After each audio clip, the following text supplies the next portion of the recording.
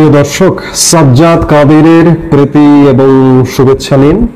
এই মুহূর্তে আপনাদের সামনে কথা বলতে এসেছি শতভাগ সেনা সমর্থিত সরকার, ইউনূস সরকার। আমাদের মানুষপটে একটি বহুল আলোচিত সরকারের নাম সেনা সমর্থিত তত্ত্বাবধায়ক সরকার। সেটি হচ্ছে 2007 সালে 11 জানুয়ারি যে তত্ত্বাবধায়ক সরকারটি গঠিত হয়েছিল তৎকালীন সরকার প্রধান ফখরুদ্দিন আহমদের নেতৃত্বে, সেই সরকারটিকে সেনা সমর্থিত তত্ত্বাবধায়ক সরকার হিসেবে পরিচয় করিয়ে দেওয়া হয়, বলা হয়। এবং সেই সরকারটি গঠিত হয়েছিল একটি বিশেষ প্রেক্ষাপটে। বিএনপি, সেই সময় ক্ষমতাসীন বিএনপি জোর জবরদস্তিমূলক একটি নির্বাচন, নিজেদের পাতানো একটি তত্ত্বাবধায়ক বডি দিয়ে নির্বাচন করতে গিয়েছিল, এবং যার দরুন দেশে অস্থিতিশীল পরিবেশের প্রেক্ষাপটে, জরুরি অবস্থার জারির প্রেক্ষাপটে একটি সরকার গঠিত হয়েছিল, এবং সেটিকে বলা হয় সেনা সমর্থিত তত্ত্বাবধায়ক সরকার, 111-এর সরকার। সেই সরকারকে সমর্থন দিয়েছিলেন তৎকালীন সেনা প্রধান জেনারেল মঈন ইউ আহমেদ, এবং সেই সময়ের সেনা সমর্থিত বা সেনাবাহিনীর সমর্থনে সেই সরকারটি গঠিত হয়েছিল। 2024 সালে কি হয়েছে, এটিও শতভাগ, আর কোনো সন্দেহের কোনো অবকাশ নেই, শতভাগ সেনা সমর্থিত সরকার। এবং বিগত আওয়ামী লীগ সরকার পতনেও সেনা সমর্থিত পতন। আপনি যত কথাই বলুন, আমি এর আগে অসংখ্য ভিডিওতে বলেছি যে সেনাবাহিনী যদি চাইতো সেই সরকারটিকে সুরক্ষা দেবে, রক্ষা করবে, তাহলে কারো বাবার ক্ষমতা ছিল না যে আওয়ামী লীগ সরকারকে পতন ঘটায়। কিন্তু সেনাবাহিনী, সেনা সমর্থনে, সেই সময়ের আন্দোলন সহিংসতাকারীদের সমর্থনে আওয়ামী লীগ সরকারের পতন ঘটে। এবং 5 আগস্ট 2024 সালে আওয়ামী লীগের পতন ঘটলো। পতন ঘটে 3 দিন সরকারবিহীন শূন্য সরকার ছিল। এখনো যদি শূন্য সরকার বলেন, খুব বেশি ভুল বলা হবে না, কারণ কখনো কখনো বিভিন্ন কর্মকাণ্ডে মনে হয় যে বাংলাদেশে সরকার নেই। 3 দিন গ্যাপ দিয়ে 8 আগস্ট 2024 বর্তমান অন্তর্বর্তীকালীন সরকার ডক্টর ইউনূসের নেতৃত্বে গঠিত হয়। এই সরকারটিও সেনা সমর্থিত সরকার। বিগত 11 মাসে নানা রকম গাল গল্প ফাঁদা হয়েছে, গাল গল্প দেওয়া হয়েছে যে সেনাবাহিনীর সাথে ইউনূসের দ্বন্দ্ব, সেনা প্রধানের সাথে ইউনূসের দ্বন্দ্ব, সেনা প্রধান জেনারেল ওয়াকারুজ্জামানকে অপসারণ করানো হবে, এটা করা হবে, সেটা করা হবে, সেনাপ্রধান জেনারেল ওয়াকারুজ্জামান ডক্টর ইউনূসকে পছন্দ করছেন না, তাকে সরিয়ে দেবেন, এটি সেটি বিভিন্ন কিছু, এই বুঝি সরিয়ে দিচ্ছেন, এই বুঝি এই সরকারের অবসান ঘটছে। এগুলো কিচ্ছু না, এগুলো বোগাস আলাপ। এগুলো ছড়িয়ে দেওয়া হয়। কে ছড়িয়ে দেয়, কারা ছড়িয়ে দেয়? ছড়িয়ে দেওয়া হয়, বিশেষ জায়গা থেকে ছড়িয়ে দেওয়া হয় যে এই নাটকগুলো, এগুলো সম্পূর্ণ একটা বড় ধরনের স্ক্রিপ্টের অংশ। যে ছড়িয়ে দিন, দিয়ে একটা পরিস্থিতি ক্রিয়েট করুন যে না, সেনাবাহিনী এই সরকারের বিরুদ্ধে, এই সরকারের অনিয়ম অত্যাচারের বিরুদ্ধে এই সরকারকে সমর্থন করছে না। আবার ইউনূস সরকারের দিক থেকেও মনে হচ্ছে যে সেনা প্রধানের সাথে, সেনাবাহিনীর সাথে টানাপোড়েন চলছে, কিন্তু কিচ্ছু না। আপাতমস্তক আজকে 11 মাস যাবত যা কিছু দেশে দেশ বিরোধী অনিয়ম, অস্থিরতা, সামাজিক অস্থিরতা, ধর্মীয় উন্মাদনা যেগুলি ঘটছে না কেন, সবকিছু দায় সেনাবাহিনী এড়াতে পারে না। ইউনূস সরকারকে পূর্ণ সমর্থন দিয়ে যাচ্ছে সেনাবাহিনী। আজকে দেখুন, আমাদের মুক্তিযুদ্ধ স্মৃতি চিহ্ন সব প্রায় ভেঙে দেওয়া হয়েছে, ভেঙে দেওয়া হচ্ছে। এটা কারা করছে? সরকার এটা প্রতিরোধ করতে পারছে না কেন? সেনাবাহিনী তো সরকারের সাথে আছে। আরেকটি খুব উল্লেখযোগ্য কথা বলতে হয় যে 111-এর যে তত্ত্বাবধায়ক সরকারটা ছিল, সেনা সমর্থিত তত্ত্বাবধায়ক সরকার, সেই সময় সেনাবাহিনী মাঠে ছিল, ম্যাজিস্ট্রেসি পাওয়ার নিয়ে মাঠে কিন্তু ছিল না। আজকে সেনাবাহিনী সর্বোচ্চ ক্ষমতা নিয়ে মাঠে আছে, ম্যাজিস্ট্রেসি পাওয়ার নিয়ে মাঠে আছে। তারপরেও মব থেকে রক্ষা পাচ্ছে না সাধারণ মানুষ, মব থেকে রক্ষা পাচ্ছে না বিশেষ করে সংখ্যালঘু সম্প্রদায়ের ধর্মীয় প্রতিষ্ঠান। এই যে গতকালকেও ঢাকার, রাজধানী ঢাকার খেলক্ষেতে একটি মন্দির ভাঙা হয়েছে, এমন অবস্থা চলছেই।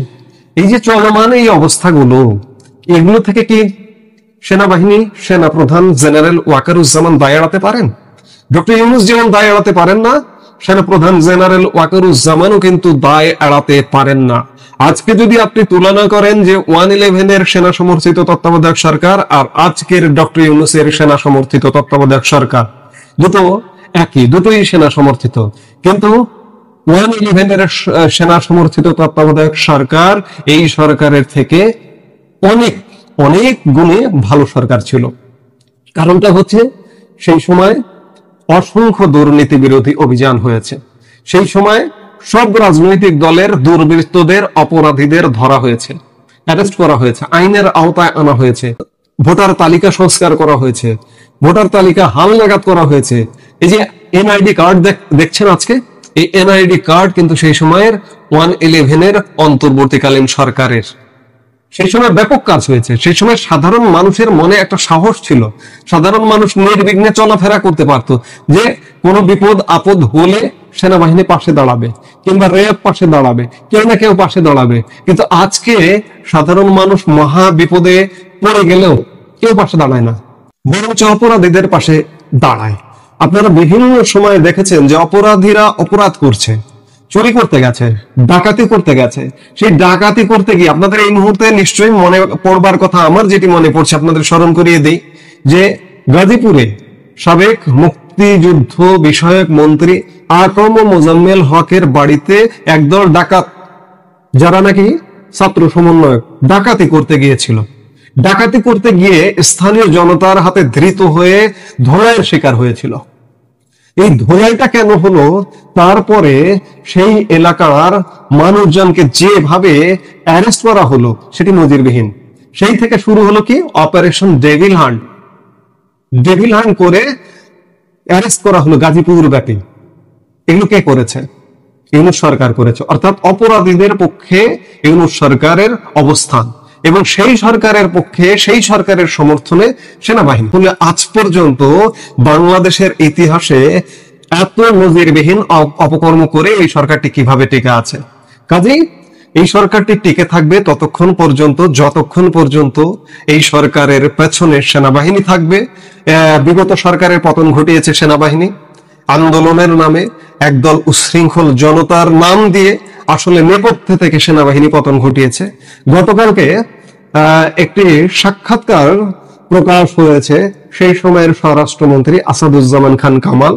তিনি তার সাক্ষাৎকারে স্পষ্ট করে বলেছেন, যদিও আওয়ামী লীগ নেতারা কিংবা আওয়ামী লীগ প্রধান শেখ হাসিনাও সেনাবাহিনী বা সেনা প্রধানকে কখনো কাঠগড়ায় দাঁড় করাননি এখনো পর্যন্ত। আমি কদিন আগে একটা ভিডিওতেও বলেছিলাম, শেখ হাসিনার বক্তব্য সহ দিয়েছিলাম, কিন্তু সার্বিক অবস্থা বিচার বিশ্লেষণ করে যেটি মনে হচ্ছে, এবং গতকালকে আসাদুজ্জামান খান কামালের বক্তব্যেও এটি স্পষ্ট হয়ে এসছে যে আসলে সেনাবাহিনীর সমর্থনেই আওয়ামী লীগ সরকারের পতন ঘটিয়েছে। সেনাপ্রধান জেনারেল ওয়াকারুজ্জামান সেই সময়কালে দুটো দায়িত্ব নিয়েছিল। একটি হচ্ছে আওয়ামী লীগের কাছ থেকে কিংবা আওয়ামী লীগ প্রধান শেখ হাসিনার কাছ থেকে দায়িত্ব নিয়েছিল যে সেনাবাহিনী আন্দোলন দমন করবে। এটি 4 আগস্ট রাতের কথা। আসাদুজ্জামান খান কামাল তার সাক্ষাৎকারে বলেছেন যে তিনি দায়িত্ব নিচ্ছেন, দায়িত্ব নিয়ে আন্দোলন দমন করবেন। আন্দোলন দমন করেননি। 5 আগস্ট পরিণতি আপনারা সবাই জানেন, অর্থাৎ শেখ হাসিনার সাথে বা সেই সময়ের সরকারের সাথে বিশ্বাসঘাতকতা হয়েছে, যেভাবেই হোক না কেন। আবার 5 আগস্ট বিকেলবেলা সেনাপ্রধান জেনারেল ওয়াকারুজ্জামান বাংলাদেশের জনগণের কাছে দায়িত্ব নিয়েছেন। যেটি হোক না কেন, আজকে পর্যন্ত বাংলাদেশে যত রকমের ঘটনা ঘটছে এর পেছনে সেনাবাহিনীর পূর্ণ সমর্থন আছে, সেনাপ্রধান জেনারেল ওয়াকারুজ্জামানের পূর্ণ সমর্থন আছে, এবং সরকারের প্রতি পূর্ণ সমর্থন আছে। এ ব্যাপারে আর কোনো ডাউট বা সন্দেহের কোনো অবকাশ নেই। আজকে বাংলাদেশের স্বাধীনতা মুক্তিযুদ্ধের কথা এক প্রকার ভুলিয়ে দেওয়া হচ্ছে। বাংলাদেশের মুক্তিযুদ্ধের স্মারক চিহ্ন সব মাটির সঙ্গে মিশিয়ে দেওয়া হয়েছে গত 11 মাসে। এটি ইউনূস সরকার করছে, ইউনূস সরকারের মব বাহিনী করছে, আর এটিকে সমর্থন দিচ্ছে সেনাবাহিনী। যদি সমর্থন দিচ্ছে এটা বলতে বাধ্য হচ্ছে আজকে। আমি এ যাবৎ অসংখ্য ভিডিওতে বলেছি যে সেনাবাহিনী হয়তো বাঁচাবে দেশটাকে। আমি সেই দিনই আহত হয়েছি যখন বাংলাদেশের স্বাধীনতা মুক্তিযুদ্ধের আঁতুড়ঘর 32 ভাঙ্গা হয়েছে। সেদিন সেনাবাহিনী সেখানে উপস্থিত হয়েছিল, উপস্থিত হয়েও ভাঙতে দিয়েছে। এরপরে আর কিছু বলার থাকে না। তার আগে পরে অসংখ্য মুক্তিযুদ্ধের স্মৃতিচিহ্ন ভেঙে ফেলানো হয়েছে, এখনো পর্যন্ত চলছে। এই যে আজকেও বুলডোজার চলছে বিজয় সরণিতে মুক্তিযুদ্ধ স্মৃতি বিজড়িত মোরালের উপরে। সংখ্যালঘু সম্প্রদায়ের ধর্মীয় উপাসনালয় ভাঙা হচ্ছে, গতকালকে খেলক্ষেতে একটি মন্দির ভাঙা হয়েছে। যেটি হোক না কেন, প্রত্যেকটি কাজে কর্মে সেনাবাহিনীর সমর্থন আছে। সেনাবাহিনীর সমর্থন যদি না থাকতো, ইউনূস সরকার এত হামবড়ি করতে পারতো না। এই যে ইউনূস সরকার সাংবিধানিক পদধারী অনেক মানুষকে ইতিমধ্যে গ্রেপ্তার করলো। গত কয়েকদিন দুজন ইমিডিয়েট পাস্ট নির্বাচন কমিশনার, প্রধান নির্বাচন কমিশনারকে গ্রেপ্তার করেছে। ইউনূস সরকারের এত বড় সাহস আছে?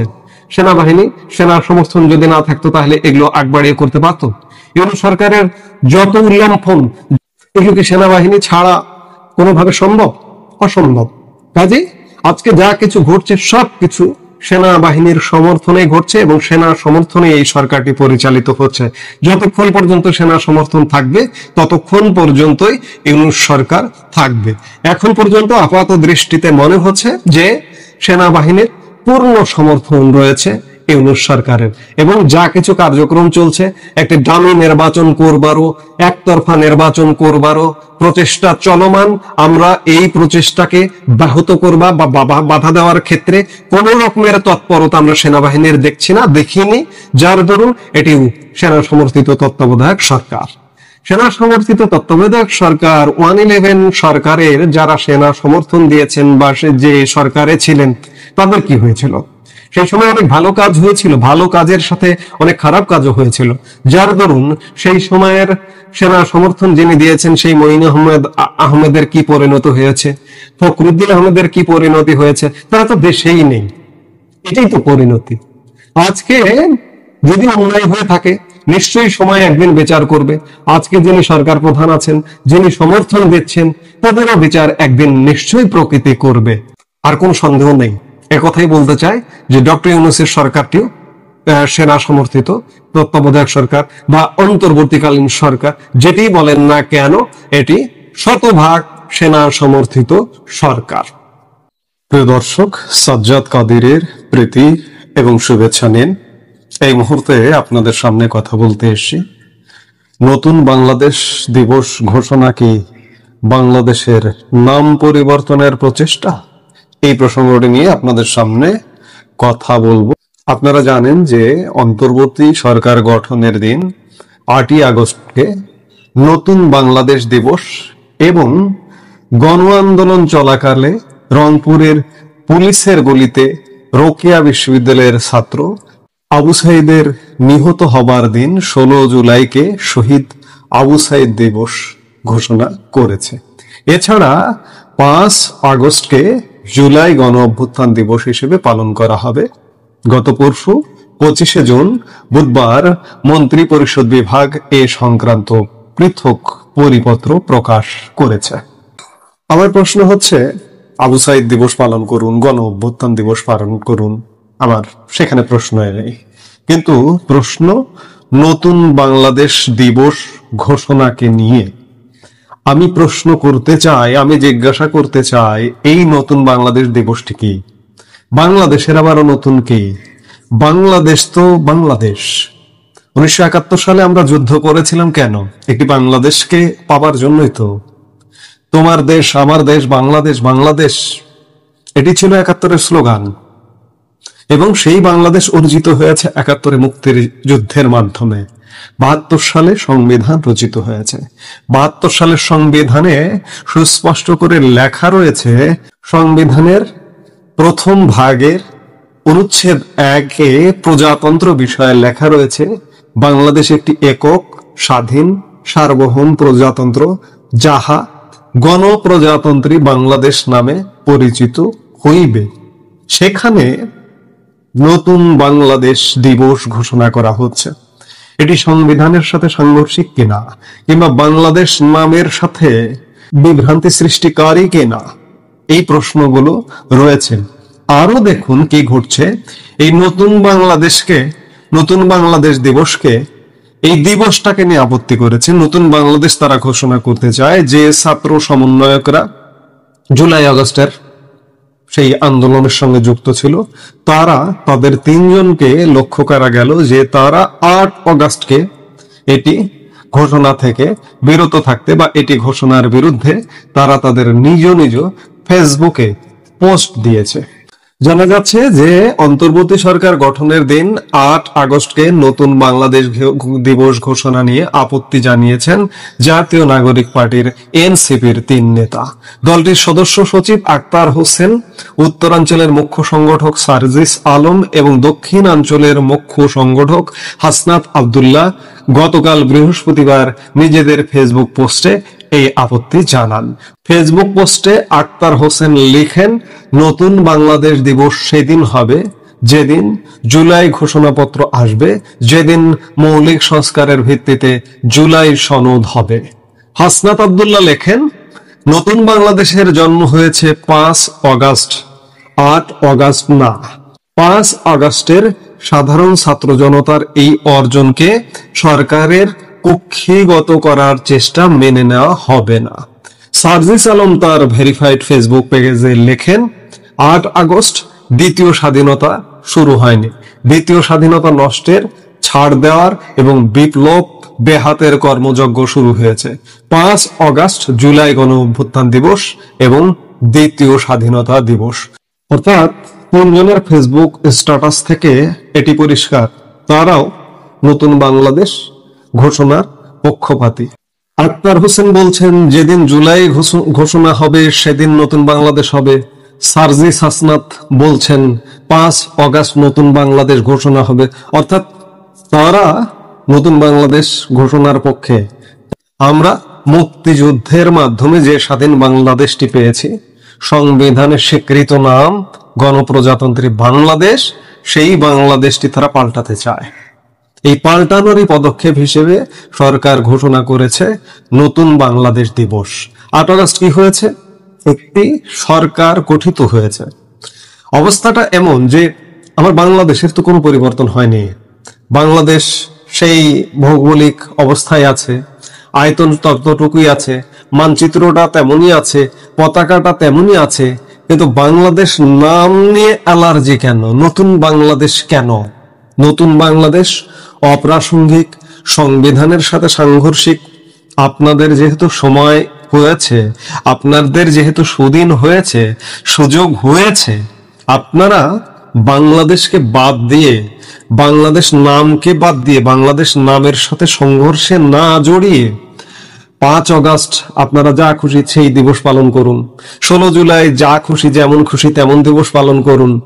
8 অগাস্ট যেমন খুশি তেমন দিবস পালন করুন, কিন্তু বাংলাদেশ নিয়ে কোনো সাংঘর্ষিক অবস্থায় যাবেন না দয়া করে। এতে করে হিতে বিপরীত হবে। বাংলাদেশের মানুষ কিন্তু এটি মেনে নেবে না। আমরা সামনের দিনগুলোতে শুধু বাংলাদেশের নাম পরিবর্তন নয়, আরো অনেক কিছু দেখব।